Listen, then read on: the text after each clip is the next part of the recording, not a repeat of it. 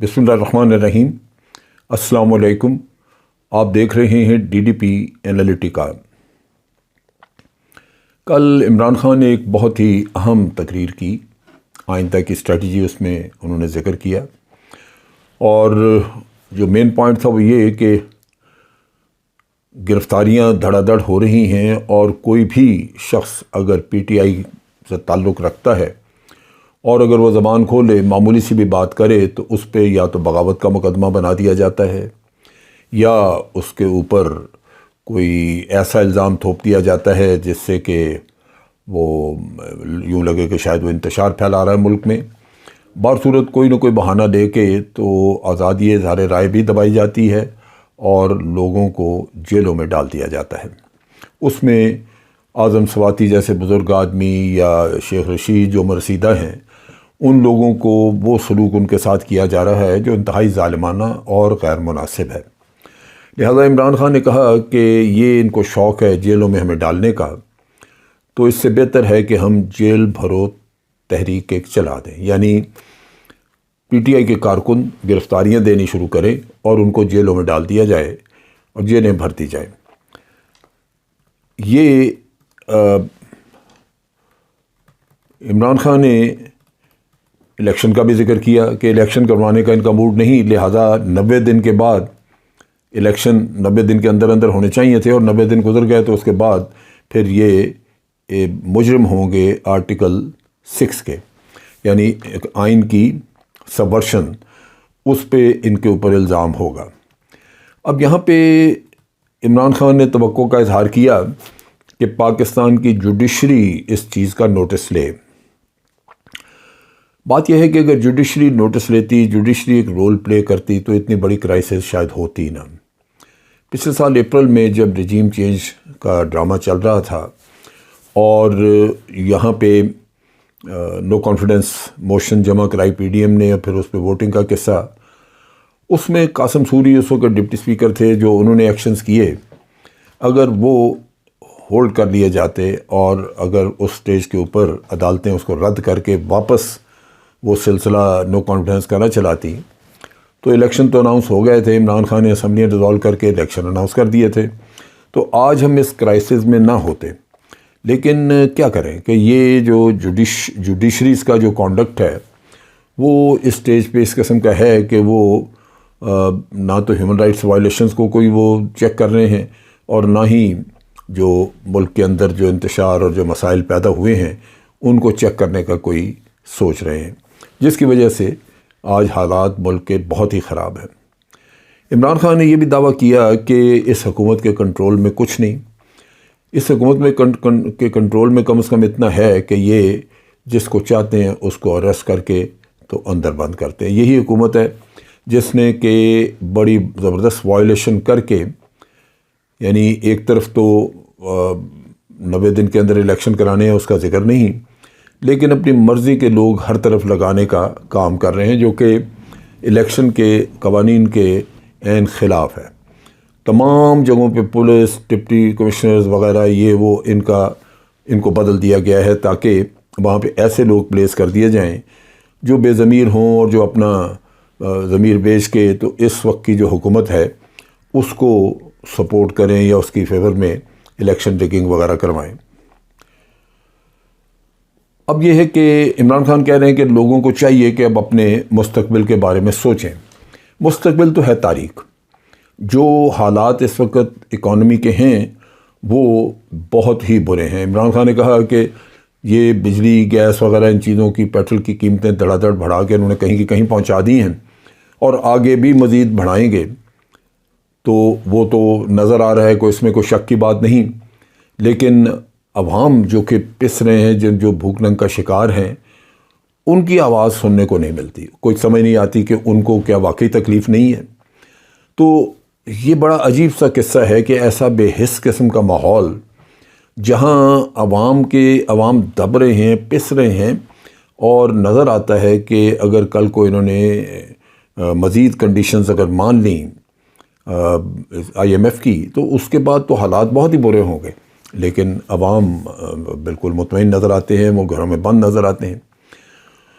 یہاں پہ آپ دیکھیے کہ جو حالات کر دیے ہیں ملک کے، اس پہ اگر میں کل کی تقریر سنوں، کمنٹ سنوں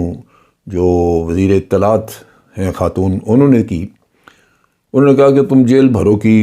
تحریک چلانے کا سوچ رہے ہو، جیل بھرو کی بجائے ڈوب مرو کی تحریک چلاؤ۔ اب امیجن کریں کہ شرم حیا کی قلت اتنی زیادہ ہو چکی ہے، اور یہ بات وہ لوگ کہہ رہے ہیں جنہوں نے ملک کو واقعی ڈبو دیا ہے۔ جب عمران خان کی حکومت گئی تو 16 ارب ڈالر کے ہمارے اس وقت یہ تھے فارن ایکسچینج کے ریزروز تھے، آج 3.1 ہے، اور یہ بتایا جا رہا ہے کہ 18 دن کے سارے ہیں، 17-18 دن کے بعد یہ نہیں ہوں گے۔ کیا کریں گے اس کے بعد؟ ڈوب مرنے کا مقام تو جن کا ہے ان کو واقعی اپنے گریبانوں میں جھانکنا چاہیے، لیکن عوام کو گمراہ کرنا۔ اوورسیز پاکستانی ہماری ایک بہت بڑی اسٹرینتھ ہے، یہ کام کرتے ہیں باہر، محنت خون پسینہ بہانا، اور عمران خان نے ان کو ووٹنگ کا حق دیا تھا، ان کے لیے وہ الیکٹرانک ووٹنگ مشین کا انتظام کرنے کو کہا تھا، لیکن ان لوگوں نے آتے ہی ان کا وہ حق چھینا۔ اب باہر سے سپورٹ نہیں آ رہی، وہ پیسہ جو ریمیٹنسز آتی ہیں باہر سے وہ نہیں آ رہی،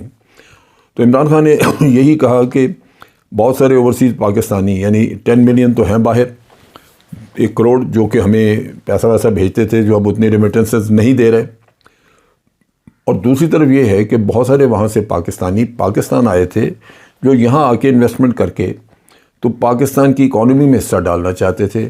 لیکن اس رجیم چینج کے بعد وہ جانا شروع ہو گئے، کیونکہ ان لوگوں پہ اعتماد نہیں کیا جا سکتا۔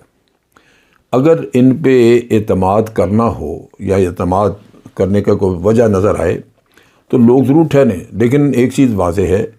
کہ یہ تو خود یہاں سے پیسہ چوری کر کے باہر لے جاتے ہیں۔ اگر میاں نواز شریف یا زرداری یہ وہ ان کا پیسہ باہر پڑا ہے، یہ اگر لا کے ملک میں انویسٹ نہیں کرتے تو دوسرا کیوں کرے گا کوئی؟ یہ عمران خان نے پوائنٹ آؤٹ کیا کہ یہ حالات انہوں نے کر دیے ہیں، اور اب اکانومی کا بالکل، اکانومی کا حال کیا، اکانومی میں رہا ہی کچھ نہیں۔ تو اوورسیز پاکستانی جو ہیں وہ اپنے ملک سے محبت کرتے ہیں، دلچسپی رکھتے ہیں، لیکن ان کے بھی کچھ حقوق ہیں۔ وہ یہ نہیں ہو سکتا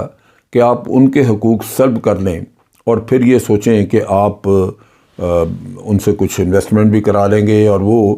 ان کے دل میں پاکستان کے لیے درد اور محبت ہے۔ میں کئی لوگوں سے بات میری ہوتی ہے، وہ انتہائی پریشان ہیں پاکستان کے حالات سے، اور وہ چاہتے ہیں کہ یہاں امپرومنٹ ہو، لیکن ان لوگوں سے توقع نہیں ہے ان کی۔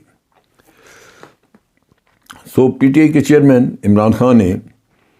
یہ بھی مہنگائی کا ذکر بھی کیا، اور اس کے علاوہ انہوں نے اس چیز کا بھی کہا کہ یہ جو مہنگائی بڑھ رہی ہے اس سے لوگ مزید خوار ہوں گے، ان کی بہت زیادہ مشکلات ان کے لیے ہوں گی، اور انہوں نے توقع ظاہر کی کہ لوگ اس پہ اٹھیں گے اور کچھ نہ کچھ اپنا ری ایکشن دیں گے۔ 2 چیزیں میں یہاں پہ بتانا چاہتا ہوں۔ ایک تو ہیومن رائٹس وائلیشنز، ابھی انہوں نے ARY کے جو ان کے غالباً چیف رپورٹر ہیں یا ہیڈ آف نیوز ہیں، ان کو آدھی رات کو انہوں نے گھر سے اٹھایا ہے۔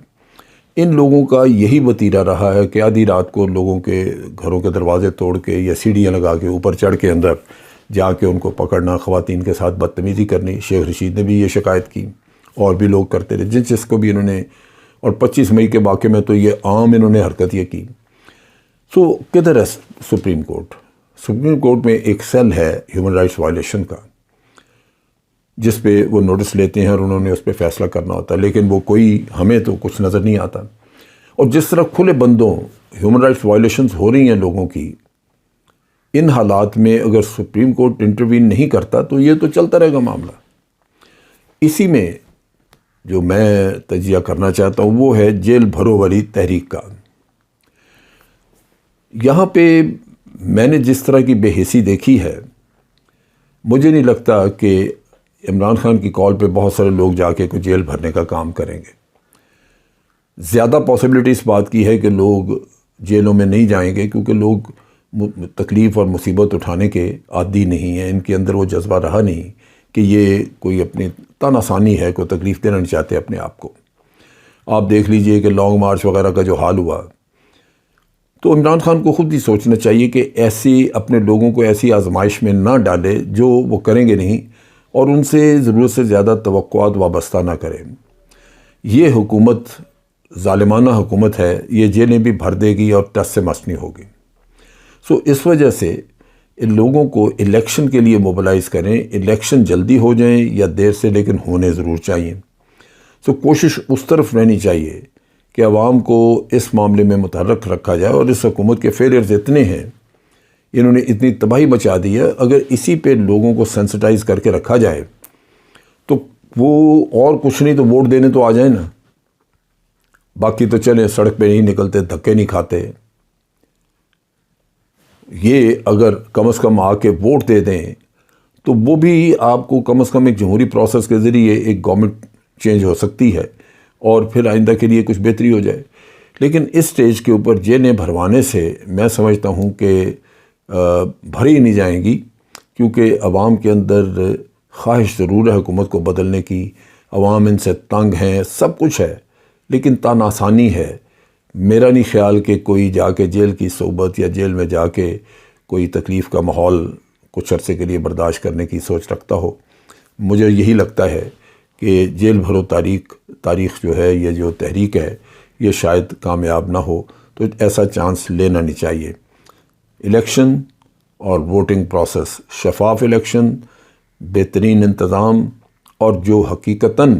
عوام کی نمائندہ حکومت، وہی آبجیکٹو رہنا چاہیے، اور اس کے لیے عمران خان کو چاہیے کہ اپنی اسٹریٹجی ورک آؤٹ کرے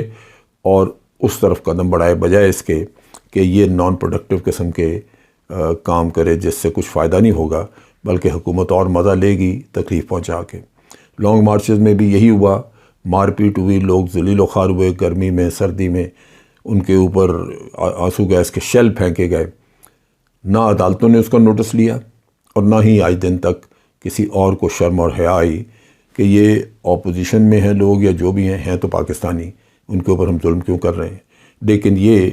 وہ سوچتا ہے جس کے اندر کچھ نہ کچھ وطن کے لیے محبت کا عنصر موجود ہو، وہ یہاں پہ اس حکومت کے لوگوں میں نہیں ہے۔ اب تک کے لیے اتنا ہی۔ افواج پاکستان زندہ باد، پاکستان پائندہ باد۔